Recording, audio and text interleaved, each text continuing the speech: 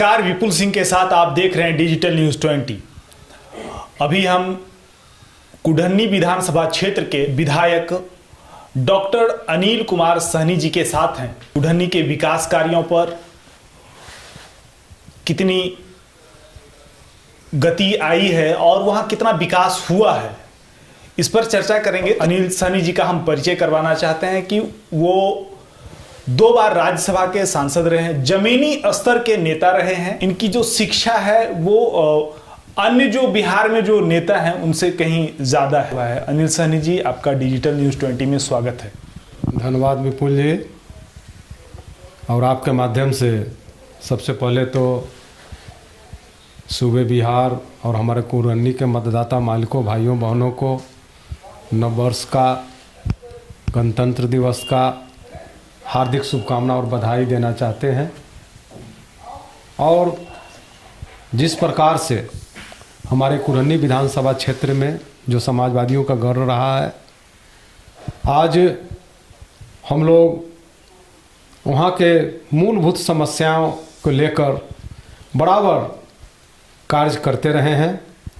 चूँकि हम जब से जीते उसके बाद कोरोना काल आ गया और हम लोगों का जो विकास मद का फंड था वो भी कोरोना काल में ही गया और अन्य जो विभाग थे जिससे विकास संभावित था वो भी अवरुद्ध रहा। मगर फिर भी हम लोगों ने और हमारे प्रयास से विपक्ष में रहते हुए जो वहाँ का मूलभूत समस्या है उस पर हम लोग ने जोर दिया है और आने वाले दिनों में और विकास की गति तेज होगी। और ख़ास करके हमारे कुढ़न्नी क्षेत्र ही नहीं, पूरे बिहार में जो भ्रष्टाचार का एक धारा बह रहा है, उस धारा के खिलाफ हम जो है सो बराबर विधानसभा से लेकर सड़क से सदन तक बात को उठाने का काम किए हैं, जिसके कारण से बहुत सारे जो भ्रष्ट अफसर हैं या भ्रष्ट पदाधिकारी हैं, मेरे विधायक रहते हुए उनको कुढ़न्नी विधानसभा क्षेत्र में अगर वो किसी पद पर हैं तो अपने आप को संभल जाएं, क्योंकि कोरोना काल के कारण अभी हमने एक्शन में नहीं लिया है। मगर जो हमारे पास आम जनता से जो रिपोर्ट मिल रहे हैं, चाहे हम जो ग्राउंड पर जब जाते हैं, लोगों से जब मिलते हैं, तो भ्रष्टाचार के कहानी कहते हैं किस प्रकार से 1000, 2000, 5000 तक लोगों से मांग कर और भ्रष्टाचार को बढ़ावा हमारे कुढ़न्नी क्षेत्र में जो संबंधित पदाधिकारी हैं वो दे रहे हैं। उस पर हम अपना जनप्रतिनिधि और अपना प्रतिनिधि के रूप में हर जगह पर, ताकि वहाँ पर हमारे आम जनता के साथ किसी प्रकार का जो है सो वसूली न हो, इस पर हम जोर दे रहे हैं। अच्छा, जब भ्रष्टाचार और की बात आती है तो इसके साथ साथ जो है अफसरशाही की भी बात होती है। कुढ़न्नी में जनता का कहना है कि वहाँ अफसरशाही और भ्रष्टाचार दोनों समानांतर चलते हैं। इसको लेकर के और भी समस्याएं उत्पन्न होती है, जैसे राशन कार्ड का वितरण हुआ, क्योंकि कुढ़न्नी लगभग 39 पंचायतों का आपका विधानसभा है, तो राशन कार्ड 30%, 40% लोगों को अभी तक नहीं मिल पाया है। तो इसके लिए आपका प्रयास वहाँ का क्या रहेगा? देखिए, नीतीश सरकार का पूरे बिहार में, सूबे बिहार में ये जैसे दावा करते हैं कि 100% हम जो है राशन कार्ड दे दिए, मगर आप लोग भी पब्लिक फील्ड में रहते हैं, हम लोग तो बराबर। मगर जो वहाँ आम जनता है आज जो है सो, ठीक आप बोले कि 30-35% लोगों को अब तक राशन कार्ड उपलब्ध नहीं हुआ है। इसमें बिचौलिए जो हैं वो 2-2 हज़ार, 3-3 हज़ार गरीब से मांगते हैं कि आपको राशन कार्ड बनवाने के लिए। तो ये भ्रष्टाचार का बोले ना, भ्रष्टाचार के गंगोत्री है, जिसमें पूरा समाज और जो है सो साफ साफ बोलता है वहां का पदाधिकारी को हमको ऊपर तक देना पड़ता है। तो ऊपर तक कहां देना पड़ता है? ये सुशासन की सरकार है, ये सुशासन चल रही है। अपने आप को सुशासन कहने से नहीं होगा। आपके पदाधिकारी जो है माननीय नीतीश कुमार जी, आपका पदाधिकारी अब बिचौलिया को रखकर जिस प्रकार से वसूली कर रहे हैं, चाहे वो राशन कार्ड में हो, चाहे आपको ये जो दाखिल खारिज में हो, या अन्य काम में हो, या राशन कार्ड में हो, और अनाज वितरण में हो, ये सब जगह भ्रष्टाचार के गंगोत्री बह रहा है। नीतीश जी, आपके सुशासन कहने से ये जो है सो हम खास करके हमारा कुरन्नी प्रखंड में जो है सो आप खुद अपने स्तर से जाके देखिए कि क्या माहौल है।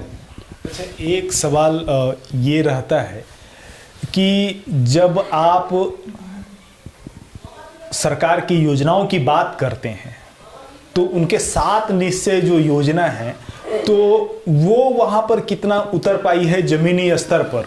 नल जल योजना हो या फिर और अन्य योजनाएं जो हैं सरकार की, बिहार सरकार की, तो वो उतर कितना पाई है जमीन पर? देखिए, जमीन पर, धरातल पर आम जनता को जिनका 7 निश्चय है वो 7 छल है, खास करके जल नल छल।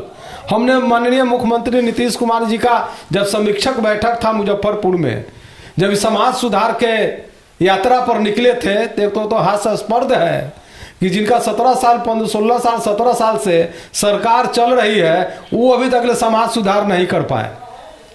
और जो है सो उनका जो सबसे मुख्य मुद्दा हर घर जल, हर घर जल, ये हर घर छल है।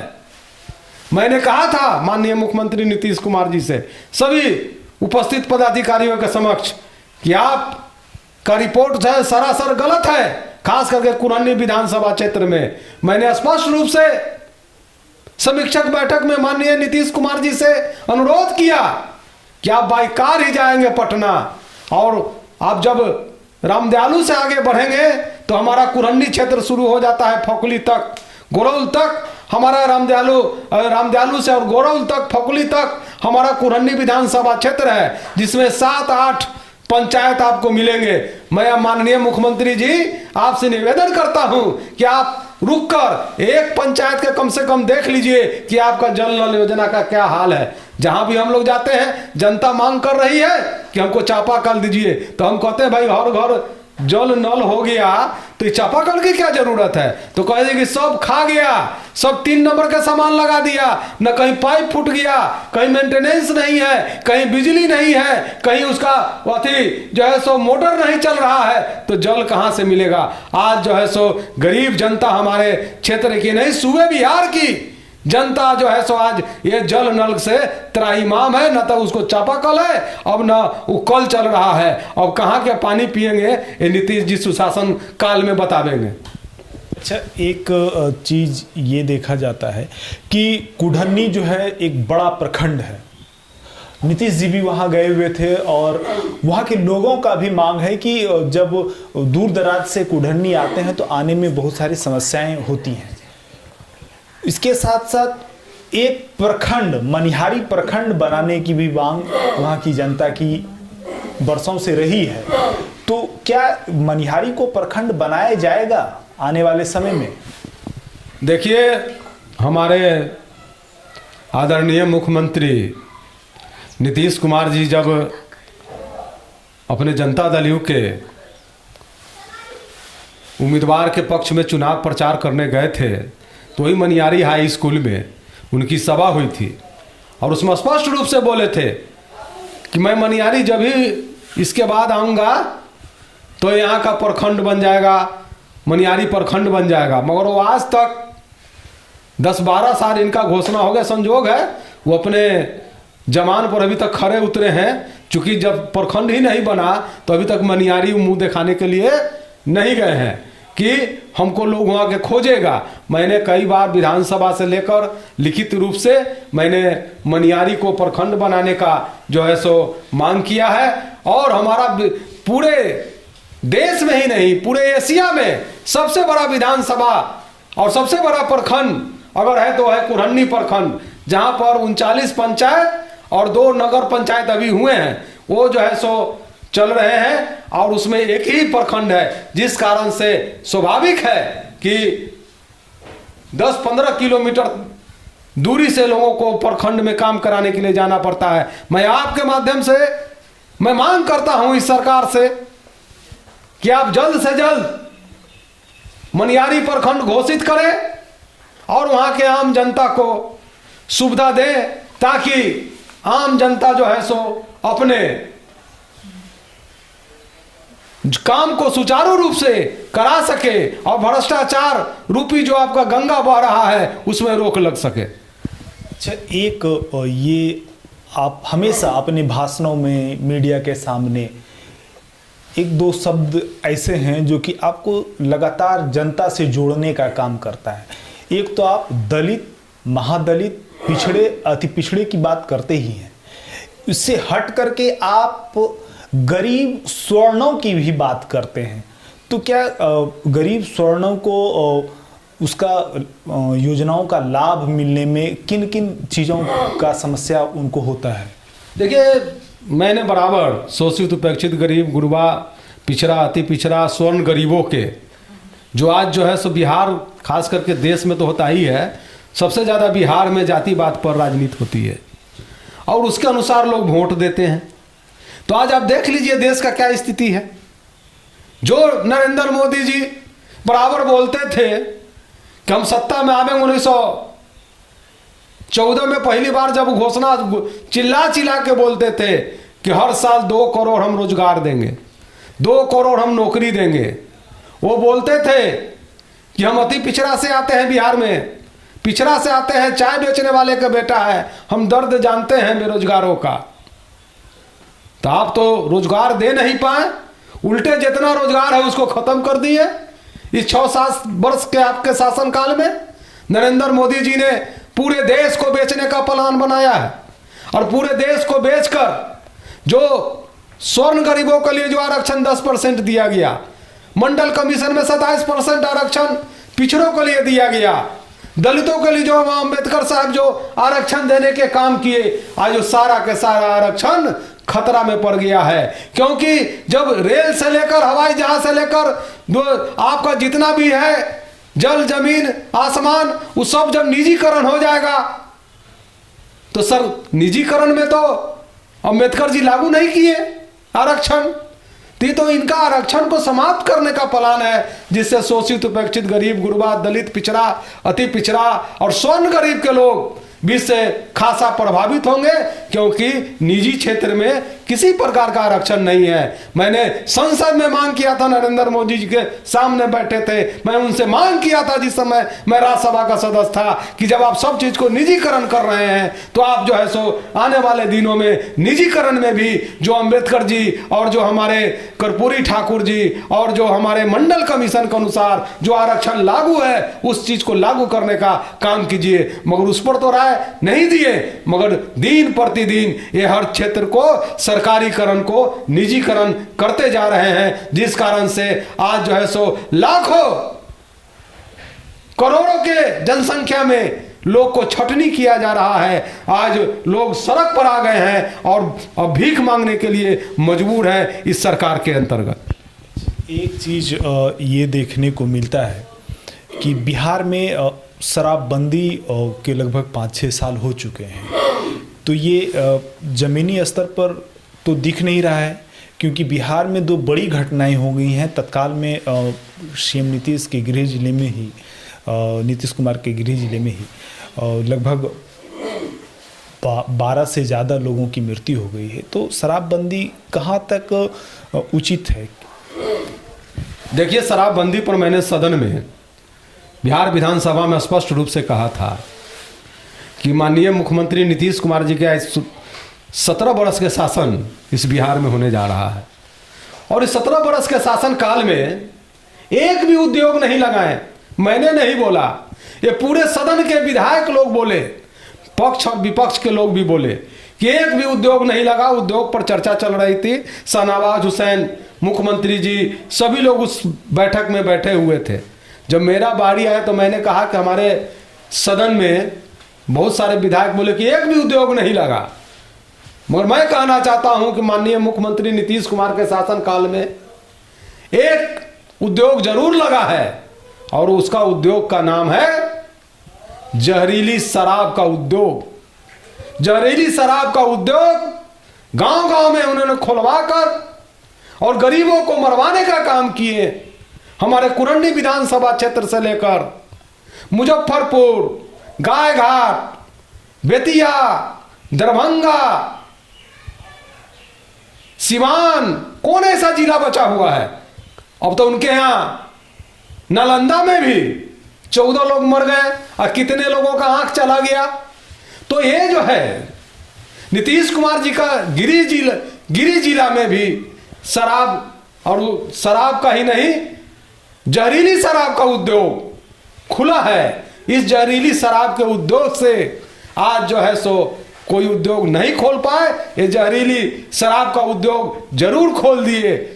इस पर सदन के लोगों ने जिस प्रकार से, और सभापति महोदय ने जो उस पर बोला, हमारा रिकॉर्ड है, आप उसको देख सकते हैं। आज जो है सो नौजवान दिग्भ्रमित है, लोग जो है सो अब क्या चीज बोलता है, सुलेशन सूंघता है, व्हाइटनेस सूंघता है। तो ये बिहार का नौजवान, इस देश के गरीब, इस होनहार नौजवान के हाथ में आज जो है सो किस प्रकार, कहां लेके आप जा रहे हैं नीतीश जी? आप ही के मांझी जी बोलते हैं, जिनके समर्थन से आपकी सरकार चल रही है, जिसके समर्थन से भाजपा के एनडीए का सरकार चल रही है। प्रदेश अध्यक्ष संजय जायसवाल जी बोलते हैं, भाई संजय जायसवाल जी, आदरणीय जीतन राम मांझी जी बोल रहे हैं कि आपका प्रशासन से मिली भगत से और वसूली से इस शराबबंदी में खेल हो रहा है, पैसा के वसूली हो रहा है। तो मानवर नीतीश कुमार जी, मैं आपसे पहले आपके दो, हमारे जीतन राम मांझी जी और संजय जायसवाल जी से पूछना चाहते हैं कि सत्ता में आप भी भागीदार हैं, आपके भागीदार से और आपके सहयोग से ये जो है सो निरंकुश और तानाशाह नीतीश सरकार चल रही है। तो पहले जो आप इसको समर्थन आपस लीजिए, तब आप सुरखुरु कहाइए जनता के बीच में। आप समर्थन आपस लेकर चलिए मध्यावधि चुनाव में। मैं, हमारे नेता मानवर तेजस्वी यादव जी बराबर जनता के बीच में जाने के लिए तैयार हैं। शराब मामला में जिस प्रकार से आपने गरीबों को मरवाने का काम किया है और उसको एक नया पैसा उसके परिवार को मुआवजा नहीं देने का काम किए, यह जो है सो बहुत बड़ा गरीबों के साथ छल कर रहे हैं, जिसके लिए हमारे नेता मानवर तेजस्वी यादव जी बराबर लड़ाई लड़ते रहे। एक कुढ़नी में या फिर मुजफ्फरपुर में ये देखने को मिलता है कि बाढ़ की जो समस्या है उस क्षेत्र में, ये महत्वपूर्ण समस्या है। आए दिनों अगर बारिश होती है तो मुजफ्फरपुर सहित कुढ़नी भी प्रभावित होता है बाढ़ से। तो इसके लिए क्या क्या समस्या है वहाँ पर और उस समस्या का निदान कैसे होगा? देखिए, हमारे कुढ़नी क्षेत्र के साथ साथ पूरे उत्तर बिहार, जो मतलब कि बूढ़ी गंडक नदी, नारायणी नदी, बागमती नदी, कोसी बलान, हमारे यहाँ जो कुढ़नी क्षेत्र में है, फरदो, डांडी नदी, नून नदी, वाया नदी, 4-4, 5-5 नदी जो है से हमारे कुढ़नी विधानसभा क्षेत्र से होके गुजरती है, जिस पर सरकार का ध्यान नहीं है। इस बार भी पूरे फसल हमारे किसान का बर्बाद हो गया। हमारे जो किसी प्रकार का भी फसल नहीं हुआ, अभी तक जल जमाव लगा हुआ है इन नदियों के कारण। एक तो ऊपर का बरसात और नीचे का पानी उफान पर था, तो उसके लेकर भी सरकार ने किसी प्रकार का कोई निदान नहीं किया। जिस प्रकार से आप गंडक नदी पर बांध बांधने का काम किए हैं, उसी प्रकार से हमारे जो 4-5 नदी का नाम जो आपको हम बताए हैं, जो छोटी छोटी नदी है मगर बरसात के समय में विकराल रूप धारण कर लेती है और पूरा जो है पूरा जो है सब दह जाता है। तो उसको उड़ाही का काम तो होता नहीं है, उसी के मट्टी से आप उड़ाही कर कर आप अगर बांध देते हैं तो कम से कम किसान का खेत नहीं दहेगा। तो उसका आपने उसके लिए निदान यही है कि सरकार जो है सो सिंचाई विभाग से उसके जो है सो उड़ाही कराकर उसके मट्टी से बांध बनवाकर दोनों तरफ अगर उस पर काम करती है तो हमारा कुढ़नी क्षेत्र के साथ साथ इस जो विधानसभा क्षेत्र इसमें से लगा हुआ है, सभी क्षेत्र में बाढ़ के समस्या से निदान मिल सकता आने है। वाले समय में नेता प्रतिपक्ष श्री तेजस्वी यादव जी बिहार के प्रमुख या सीएम बन सकते हैं आप लोगों का? देखिए, बन तो गए थे इसी बार। अगर बेईमानी नहीं होती, हमारे उम्मीदवारों को नहीं हराया जाता, करीब 15 से 20 उम्मीदवार को जबरन हराया गया 15 वोट से और 100 वोट के अंतराल पर। और जो है सो अब आप ही बताइए कि हम लोग पढ़े लिखे लोग हैं, और शिक्षक सबको पढ़ाता है, और जो शिक्षक का बैलेट पेपर आया था मोहर लगाकर, वो कभी 2 जगह मोहर मार सकता है? वैसा जो है सो पोस्टर बैलेट को अपने आप मोहर मरवा कर उसको बोकस कराकर और जितवाने का काम 15 से 20 विधायक को किया। तो ये बेईमान सरकार है, और बेईमान सरकार चल रही है हमारे जनता के नज़र में। तो आज भी हम 1 नंबर पर हैं। आज बिहार में जैसे होता है ना कि 1 वोट से भी कोई अगर आगे है तो जीत जाता है, मुखिया से लेकर सरपंच से विधायक MP में सब चीज़ में। मगर यहाँ तो 1 नंबर पार्टी रहते हुए मुख्यमंत्री का न्योता राज्यपाल को मानवर तेजस्वी यादव जी को मिलना चाहिए था। राजद के नेता के रूप में हमारे तेजस्वी यादव जी को मिलना चाहिए था, मगर राज्यपाल ऊपर के दबाव में आकर 3 नंबर का जो पार्टी था इस बिहार में, जो तीसरा नंबर में है, उसको बुला के मुख्यमंत्री बनाया। तो इससे बड़ा क्या दुर्भाग्य हो सकता है? जनता के नज़र में तो आज भी हमारे नेता मानवर तेजस्वी यादव जी मुख्यमंत्री हैं। अच्छा, मुख्यमंत्री हैं तो जैसे एक रोजगार की बात भी अपना स्थान रखती है बिहार में, और कुढ़नी में भी बेरोजगारी अपार है।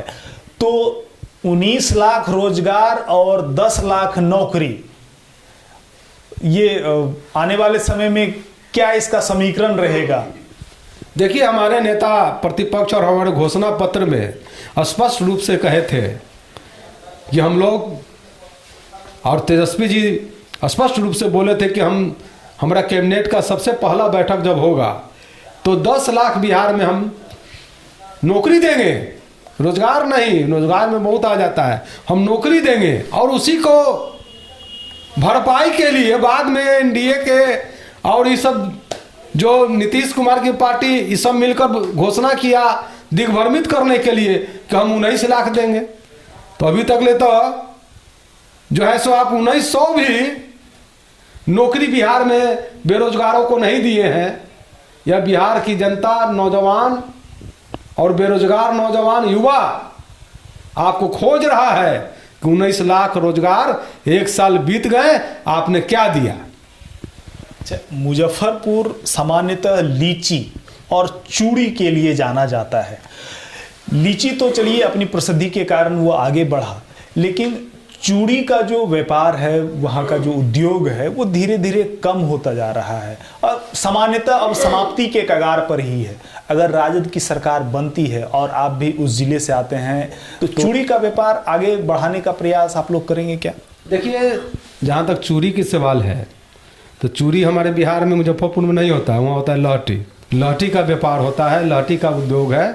बहुत सारे जो लहठी के घरेलू उद्योग खोले हुए हैं, और हमारे यहाँ का जो लहठी जो है विश्व प्रसिद्ध है, क्योंकि ऐश्वर्या राय की भी जब शादी हुई थी तो हमारे मुजफ्फरपुर से ही उनका जो है सो लहठी गिफ्ट किया गया था।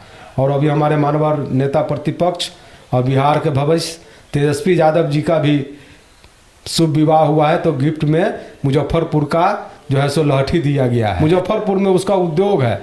यह सब नीति जो है सो गलत नीति के कारण, इसे NDA की सरकार के गलत नीति के कारण जो है सो लहठी व्यापार में कुछ कमी आई है, मगर उसके लोकप्रियता में कोई कमी नहीं आई है। जिस प्रकार से लीची जो है सो कांटी थर्मल पावर के कारण मुजफ्फरपुर का कुछ दूर, मतलब कि आप बोले कि विश्व प्रसिद्ध है लीची भी, तो कांटी थर्मल पावर जब से बना तब से उसका जो है सो जल्द प्रदूषण के कारण, उसके चिमनी के प्रदूषण के कारण, खास करके कांटी और अगल बगल करीब 15-20 किलोमीटर के रेंज में जो है सो लीची का अब ज़्यादा दिन तक ठहर नहीं पाता है, वो जल्द फट जाता है या ख़राब हो जाता है। तो इस पर भी हम कई बार जब संसद में थे तो बोले थे कि आप ऐसा यूरेनियम वाला चाहे कोई कोयला वाला छांट कर दूसरा वहाँ पर पावर स्टेशन बनाइए ताकि लीची सुरक्षित रह सके।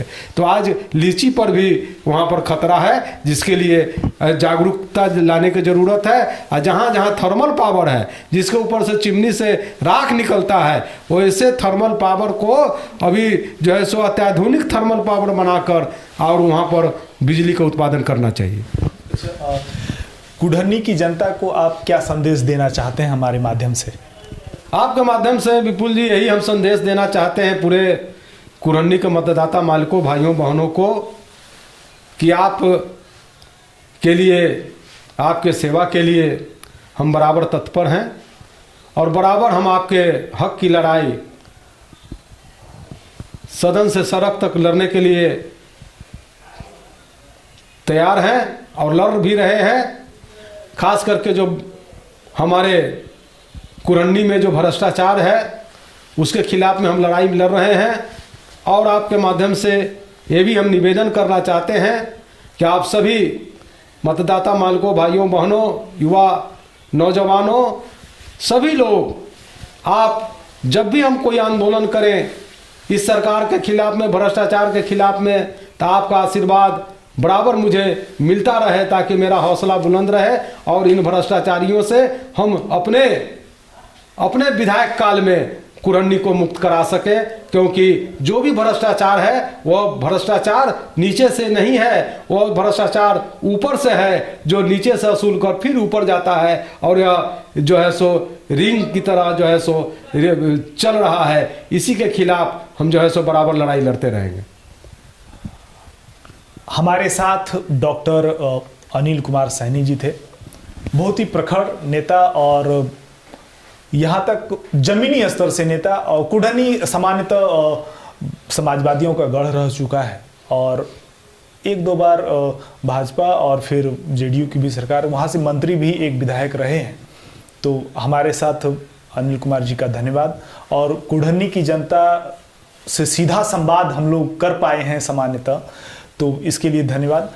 हमारे डिजिटल न्यूज़ 20 के ऐप को डाउनलोड करने के लिए गूगल प्ले स्टोर से जाकर डाउनलोड करें। नमस्कार। तमाम लेटेस्ट खबरों को सबसे पहले देखने के लिए सब्सक्राइब करें डिजिटल न्यूज़ 20।